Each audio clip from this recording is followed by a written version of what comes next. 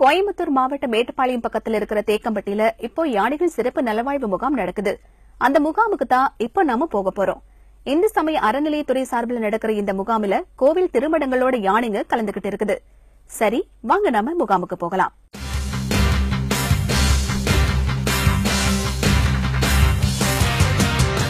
இதுதாங்க அந்த முகாம். முன்னாடி எல்லாம் நீலகிரி தெப்பக்காட்டுல தான் இந்த முகாம் நடத்தினாங்க. இப்போ 4 வருஷமா தேக்கம்பட்டியில நடக்குது.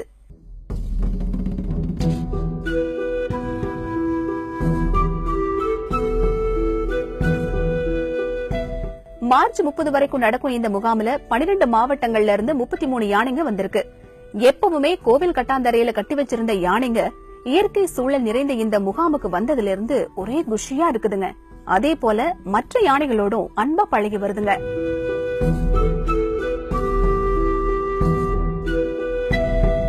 தினமும் காலை மாலை 2 வேளையும் யானைகளுக்கு நடைபயிற்சி தராங்க.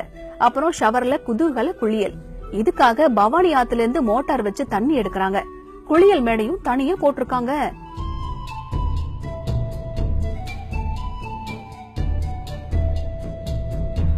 குளியல் முடிச்சதும் சாப்பாடுதான்.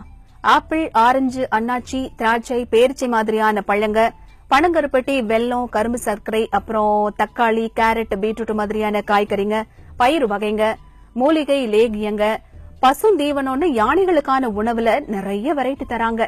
சமைக்கிறதுக்கு நவீன வசதிகளோட சமையல் அறையும் இருக்குது.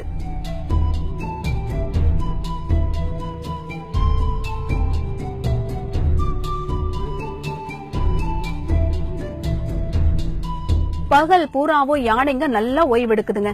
வெயில் வேற அதிகமா இருக்கிறதால நிழலுக்காக சாக்கு கூரைங்க போட்டிருக்காங்க. சாயந்தரம் ஆச்சுன்னா ஒரே விளையாட்டு, ஆட்டம் பாட்டம் தான். மௌதார்கன் வாசிக்கிறது, சிலம்பாட்டம், மணி அடிக்கிறது, சாகசங்க செய்யறதுன்னு இந்த யானைங்க பண்ற வித்தைகளை பார்த்தா நமக்கு ஆச்சரியமா இருக்கு.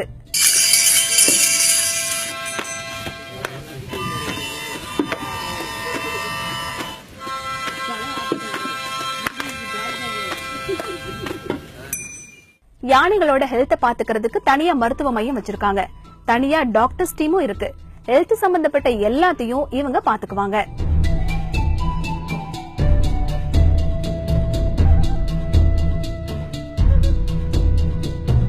இந்த முகாம சுத்திலும் சிசிடிவி கேமரா வச்சு எப்பவுமே கண்காணிச்சிட்டு வராங்க.